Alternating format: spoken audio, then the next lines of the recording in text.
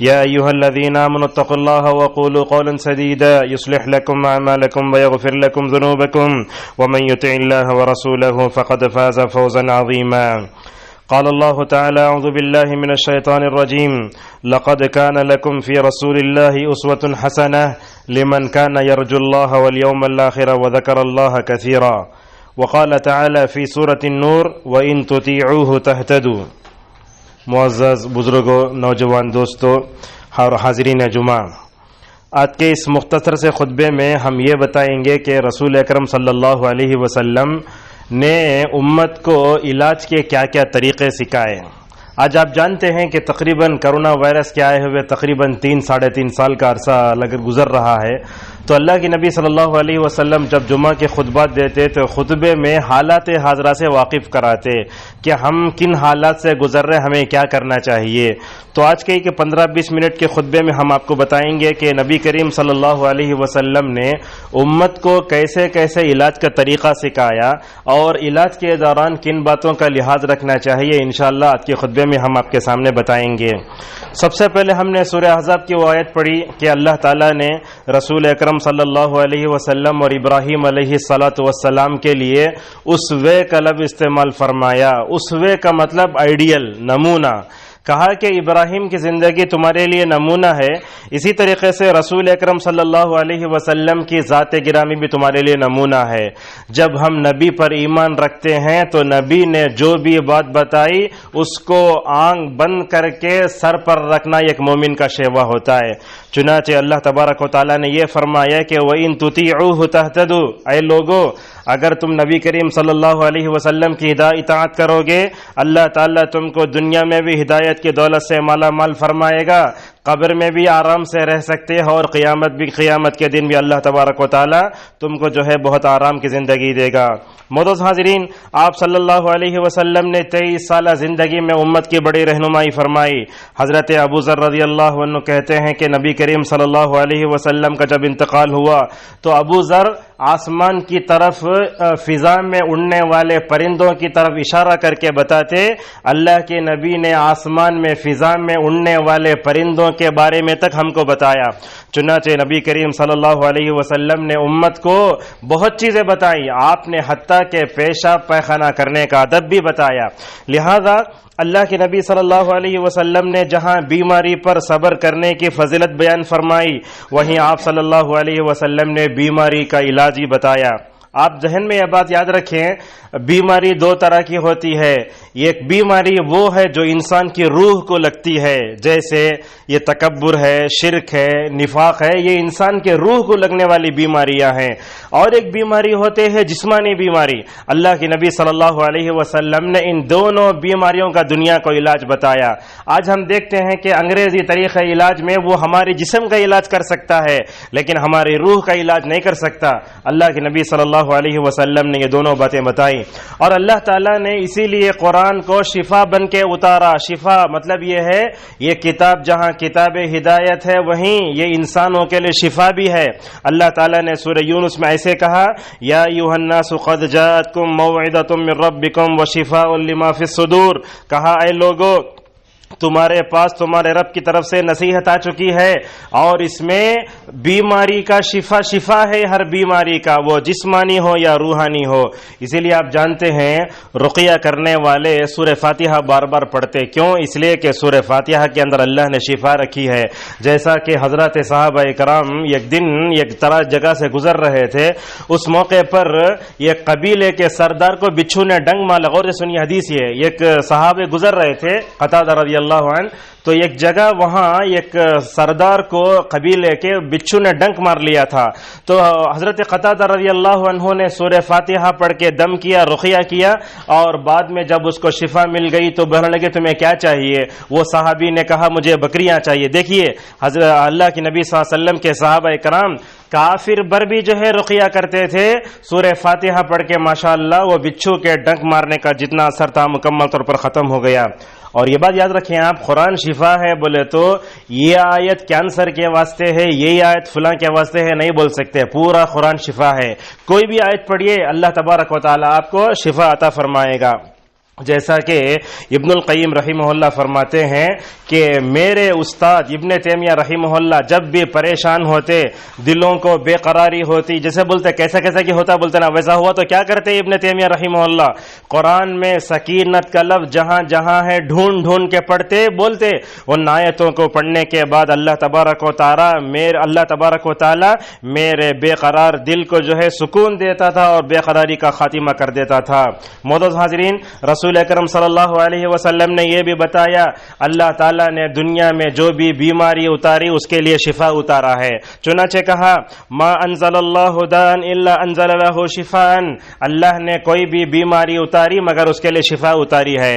آج لوگ بولتے ہیں کینسر لا علاج بیماری ہے، کرونا لا علاج بیماری ہے، نہیں، اس کا علاج ہے، مگر انسان کا علم اتنا ناقص ہے کہ وہاں تک آج انسان نہیں پہنچ سکا۔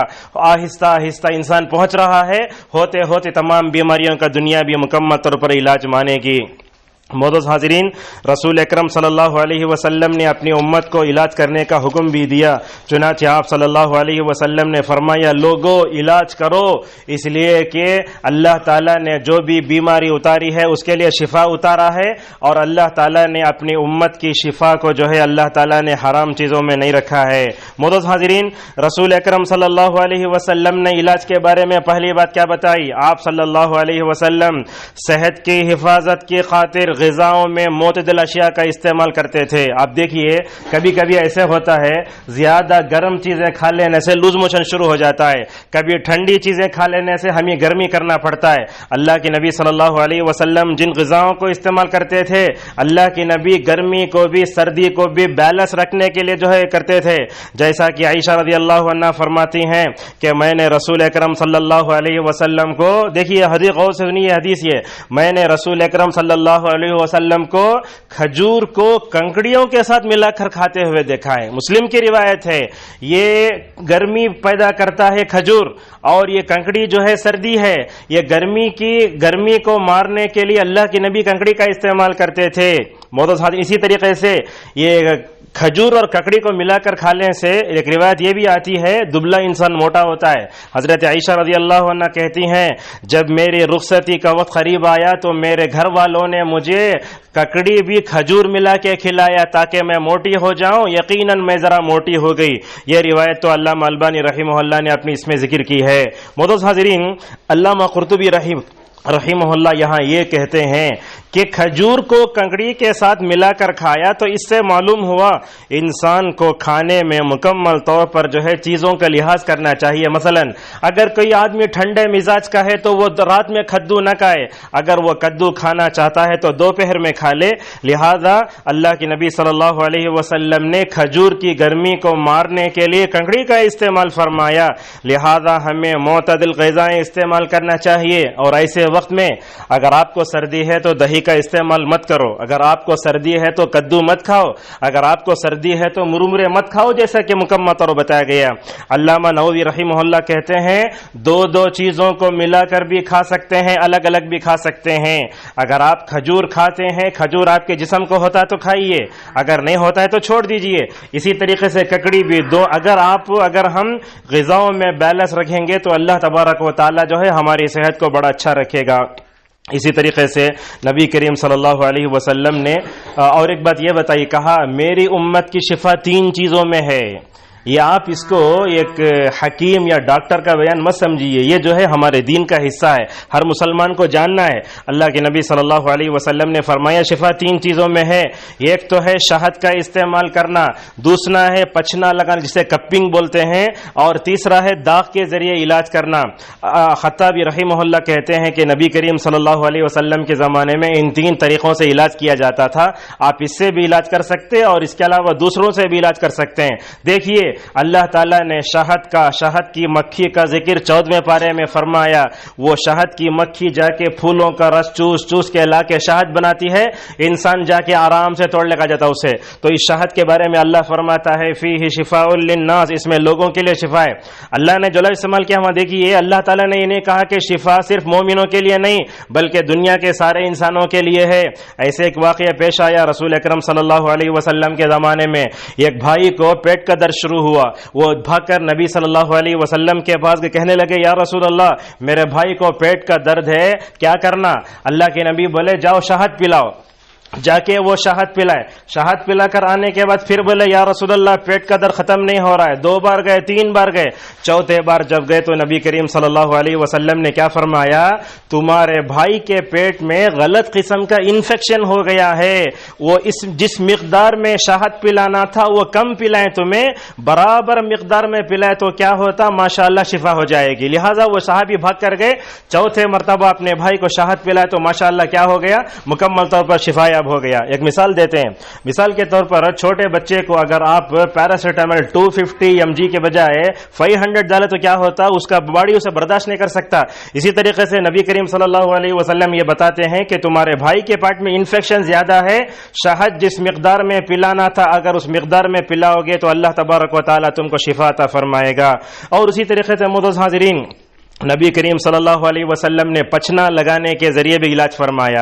آج ہم دیکھتے ہیں کہ ہر جگہ پچنا لگایا جا رہا ہے، لیکن یہ کمرشیل انداز زیادہ بن رہا ہے، کمانے کا طریقہ زیادہ بن رہا ہے۔ لوگ انسانیت کی اور جو ہے بیماروں کی خدمت کرنے کی نیت سے پچنا نہیں لگا رہے ہیں۔ نبی کریم صلی اللہ علیہ وسلم معراج میں جا رہے تھے تو فرشتوں نے آپ کو روک کر کہا جاؤ تم اپنی امت کو سنا دو کہ پچنا لگانے سے بیماریاں دور ہوتی ہیں۔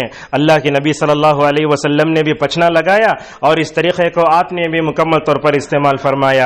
اور اسی طریقے سے معزز حاضرین، رسول اکرم صلی اللہ علیہ وسلم کو جو ہے شہد بھی اور میٹھا بڑا پسند تھا، چنانچہ علامہ ابن القیم رحمہ اللہ شہد کے فائدے ذکر کرتے ہوئے کیا کہتے ہیں؟ دیکھو آج کل ٹی وی چینل میں ادھر ادھر اگر کوئی چیز آ گئی تو ہمیں بڑے غور سے سنتے اسے، انہوں لوگوں پورے ہمارے کتابوں سے لیے سو وہ ہمیں معلوم نہیں ہے۔ شہد کے فائدے کیا ہیں؟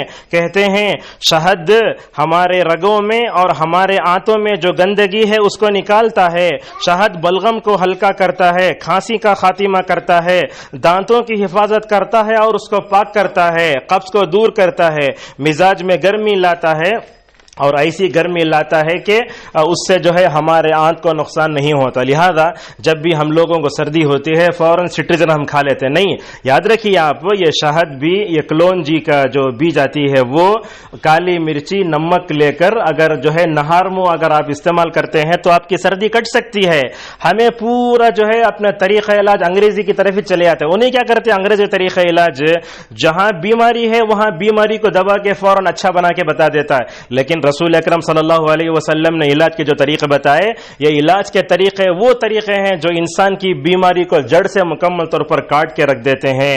معزز حاضرین، اسی طریقے سے نبی کریم صلی اللہ علیہ وسلم نے علاج کے جو طریقے بتائے اس میں آپ نے کلونجی کا استعمال بتایا۔ معلوم ہے نا کلونجی یہ کالے کالے دانے ہوتے ہیں سبزے کی طرح، آپ اسے استعمال کرو، اس کا تیل استعمال کرو۔ کیا فرمایا دیکھو رسول اکرم صلی اللہ علیہ وسلم نے، لوگوں کہا یہ کلونجی میں شفا ہے سوائے بڑھاپے اور موت کے، بڑھاپا نہیں ہے، موت نہیں ہے، ہر چیز کا علاج اس میں ہے۔ آپ پوچھیں گے کیا وہ کالے بیجا میں اللہ کے نبی کیا علاج بتا دے؟ یاد رکھیے اللہ کے نبی علاج کا جو طریقہ بتائے سب سے پہلے اس پر ہمارا یقین ہونا، نبی اپنی طرف سے نہیں بتائے، نبی آسمان کی وحی کی روشنی میں بتائے، لہذا کلونجی کا استعمال کرنا بھی ہمارے لیے بہت ضروری ہے۔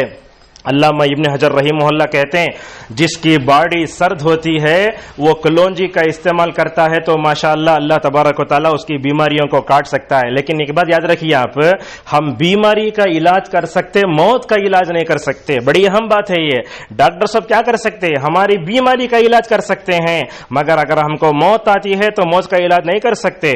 شیخ محمد بن ابو محمد ابن جمرہ رحمہ اللہ کہتے ہیں ہم جو ہے ڈاکٹروں کی بات مان لیتے ہیں، مثلا آپ سے کہا گیا کہ ٹائیفائڈ بخار میں 20 پر 1 دن تک گوشت نہیں کھانا، بات مان لیتے، لیکن نبی کریم صلی اللہ علیہ وسلم جو باتیں بتائے اس کو ہم نہیں مانتے نا۔ ایک ڈاکٹر کی بات کی اتنی اہمیت ہمارے سامنے، لیکن نبی کریم صلی اللہ علیہ وسلم پر ایمان لانے کا تقاضا ہے کہ آپ نے جو باتیں بتائیں مکمل طور پر اس پر عمل کیا جائے۔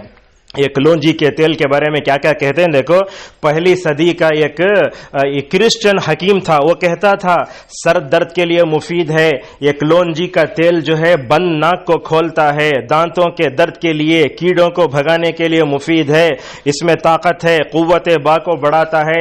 انسان جب بوڑھا ہو جاتا ہے تو اسے کلونجی کا تیل استعمال کرنا چاہیے. ہر انسان کے گھر میں کلونجی کی بیج ہونا یا اس کا تیل ہونا. اگر آپ کو لقوہ اور فالج کی شکایت ہے، زیتون کے تیل کے ساتھ یہ کلونجی کا تیل اگر ملا کر لگاتے ہیں تو ماشاءاللہ افاقہ ہو سکتا ہے.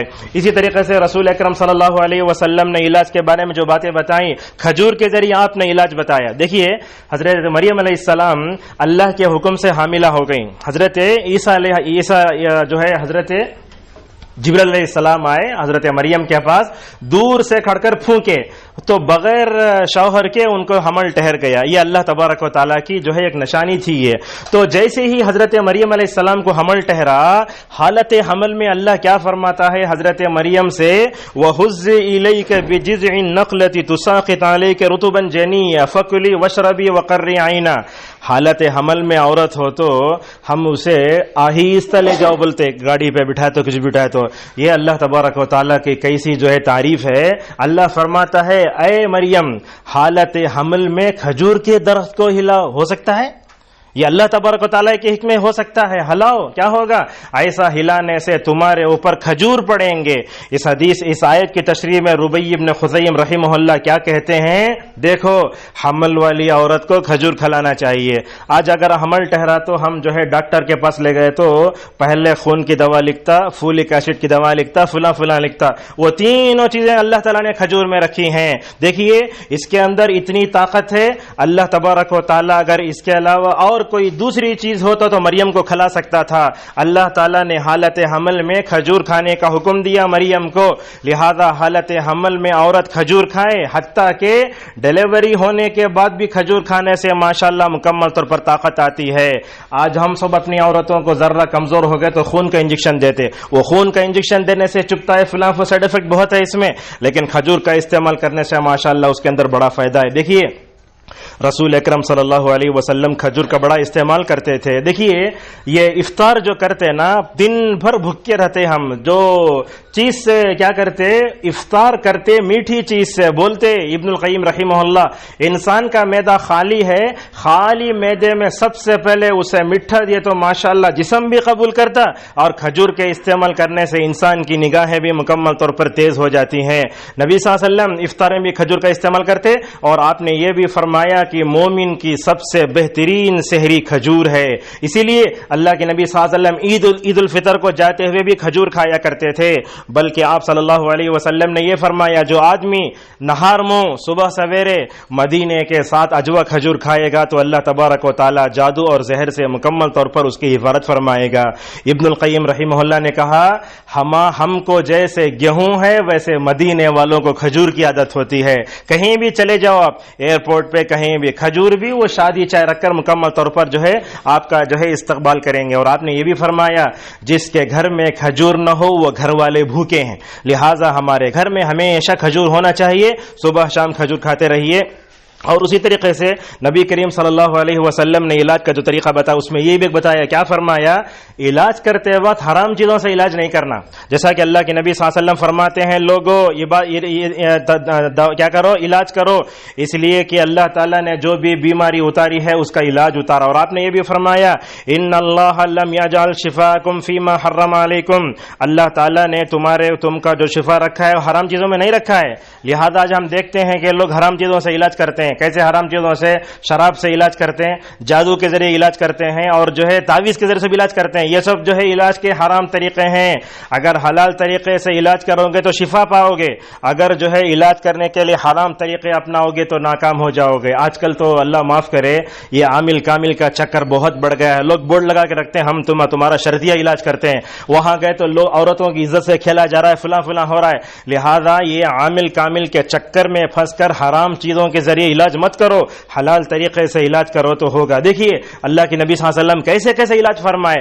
آپ نے اونٹ کے پیشاب سے بھی علاج فرمایا، آپ صلی اللہ علیہ وسلم نے اونٹ کے دودھ کو پلا کر بھی جو ہے کیا فرمایا، علاج فرمایا۔ ایک قبیلہ تھا جن کو کچھ بیماری آ گئی تھی، آپ بولے ٹھیک ہے ایک جگہ جمع ہو جاؤ، آپ کو اونٹ کا دودھ بھی پیشاب بھی ہم دیتے۔ انہوں کیا کرے، اونٹ کا دودھ بھی پی لیے، پیشاب بھی پی لیے۔ آخر میں جو ہے وہ جو چرواہے تھے نا، وہ جانوروں کو ختم کر کے اور چرواہوں کو ختم کر کے مکمل طور پر چلے گئے۔ علامہ ابن تیمیہ رحمہ اللہ کہتے ہیں حرام چیزوں سے انسان علاج نہیں کرنا چاہیے، اگر علاج کرتا ہے تو اس کی دنیا آخرت مکمل طور پر متاثر ہو سکتی ہے۔ خطبے کا پیغام یہ ہے، اللہ کے نبی صلی اللہ علیہ وسلم نے علاج کے بارے میں اور دو باتیں بتائیں۔ آپ صلی اللہ علیہ وسلم ہمیشہ بری بیماریوں سے پناہ مانگتے تھے۔ یہ کرونا وائرس ہے، ویمکرون پتہ نہیں کیا کیا بیماری آئی ہیں، سوال یہ ہے کہ ہم جب بھی دعا کرتے ہیں تو کیا اللہ تعالیٰ سے بری بیماریوں سے نجات کے لیے دعا کرتے ہیں؟ یہ سب سے اہم چیز ہے۔ اللہ کے نبی دعا مانگتے تھے، اللہم انی اعوذ بک من البرص والجذام والجنون ومن سیء الاسقام۔ اسی طریقے سے دعا بھی کرتے تھے، اللہم جنبنی منکرات الاخلاق والاعمال والاہواء والادواء۔ اور اسی طریقے سے نبی کریم صلی اللہ علیہ وسلم ڈوب کر مرنے سے، دیوار گر کر مرنے سے، جل کر مرنے سے پناہ مانگتے تھے۔ اور اللہ کے نبی یہ بھی کہتے تھے، اے رب میں جب مرتا ہوں تو شیطان کے حملوں سے میری حفاظت فرما۔ اور اسی طریقے سے رسول اکرم صلی اللہ علیہ وسلم اپنے چچا کو یہ کہتے ہوئے نظر آتے ہیں، اے عباس اللہ تعالیٰ سے عافیت مانگو۔ اور یہ دعا بھی کرتے تھے صبح شام نبی کریم صلی اللہ علیہ وسلم، اے اللہ میرے بدن میں عافیت دے، میرے کان میں عافیت دے، میری آنکھوں میں عافیت دے، اور عافیت اور صحت دینے والا تو ہی ہے۔ اسی طریقے سے اچھی حالت کے بدلنے سے بھی اللہ کے نبی پناہ مانگتے تھے، اللہم انی اعوذ بک من زوال نعمتک وتحول عافیتک وفجاءت نقمتک۔ اور دیکھیے انسان جب بیمار ہوتا ہے تو اللہ تعالیٰ سے قریب ہو جانا انہیں، لیکن ہم دیکھتے ہیں بیمار ہو گئے تو اللہ سے دور ہو جاتے، نماز چھوڑتے، غلط طریقے سے گانے سن سن کے نعوذ باللہ غلط ہو جاتے۔ نہیں، مریض جب ہوتا ہے نا، بندہ جب بیمار ہو جاتا ہے تو اللہ کے قریب ہونا۔ دیکھو عمران بن حسین رضی اللہ عنہ کو بواسیر کی بیماری میں معلوم ہوتا، بواسیر کی بیماری پیخانے کے راستے سے خون آتا تھا، 30 سال تک بیمار رہتے اور ماشاءاللہ کبھی ایک وقت کی نماز بھی نہیں چھوڑتے تھے۔ اللہ کے نبی صلی اللہ علیہ وسلم جا کر ان کو بولتے تھے، عمران اگر کھڑے ہو کر نماز پڑھنے کی اگر طاقت ہے تو کھڑے ہو کر نماز پڑھو، اگر کھڑے ہو کر نماز نہیں پڑھ سکتے تو بیٹھ کر نماز پڑھو، اور بیٹھ کر نماز پڑھ سکتے تو لیٹ کر نماز پڑھو، لیٹ کر نماز نہیں پڑھ سکتے اشارے سے پڑھو۔ میں اپنے آپ سے اور آپ سے پوچھتا ہوں، بیمار ہو گئے تو کتنے نمازاں چھوڑتے؟ شادی ہوئی تو بھی ہمیں نمازاں چھوڑ ڈالتے، کوئی مر گئے تو بھی نمازاں چھوڑ ڈالتے ہمارے گھروں میں نہیں۔ بیماری میں انسان اللہ کے زیادہ قریب ہونا۔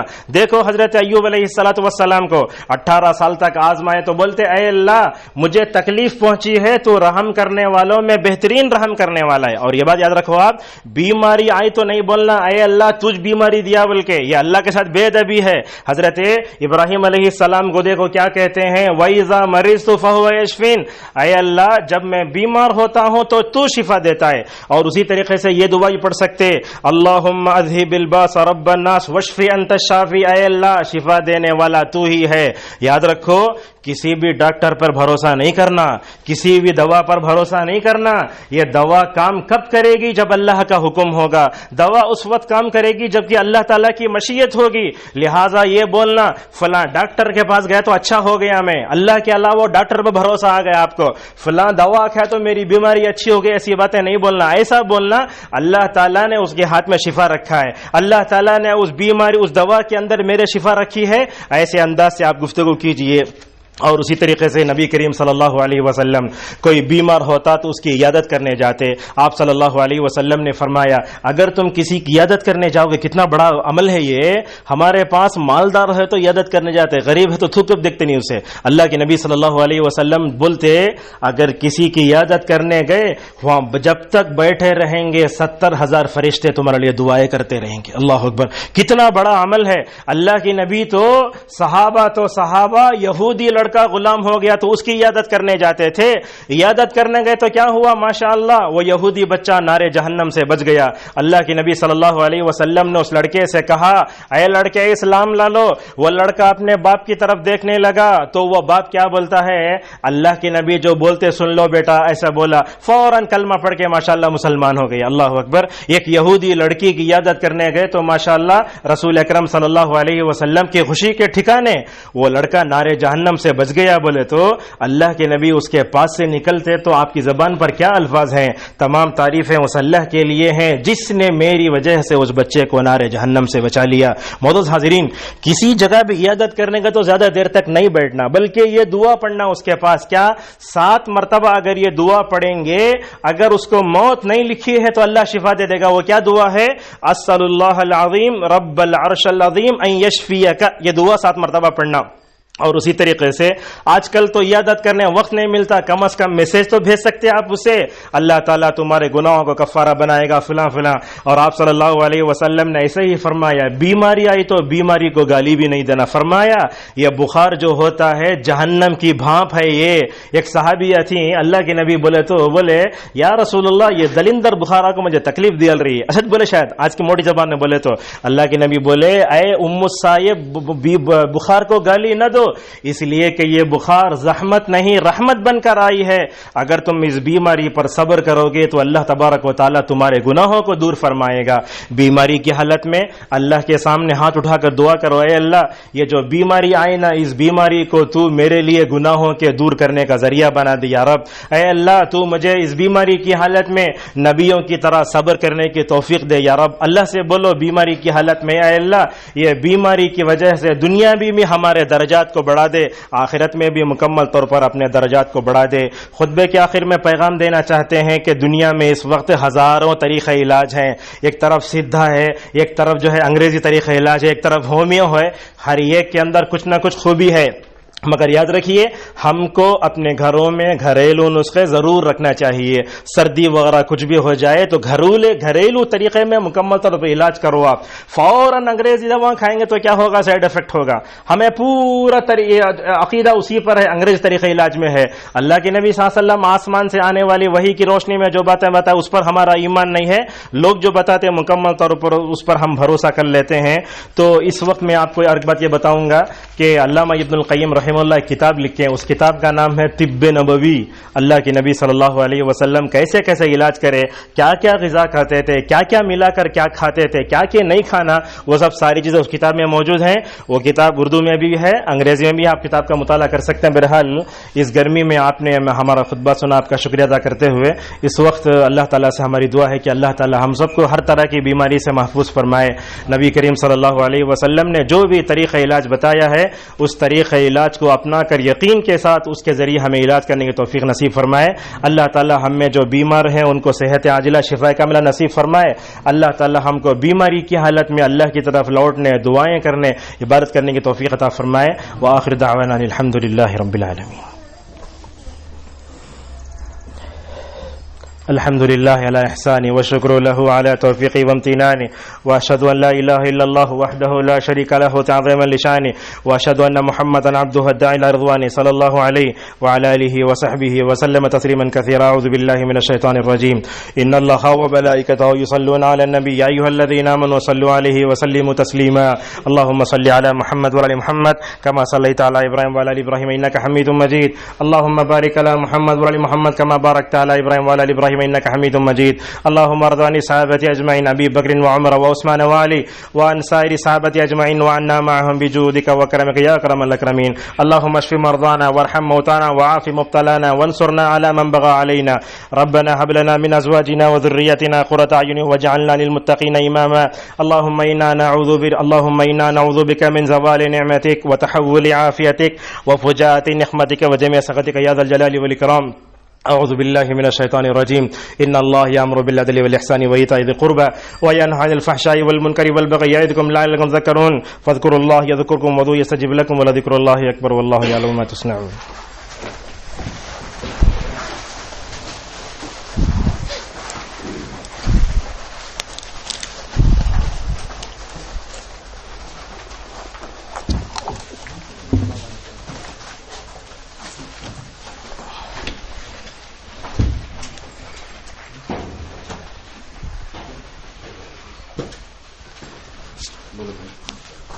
اللہ اکبر اللہ اکبر اشہد ان لا الہ الا اللہ اشہد ان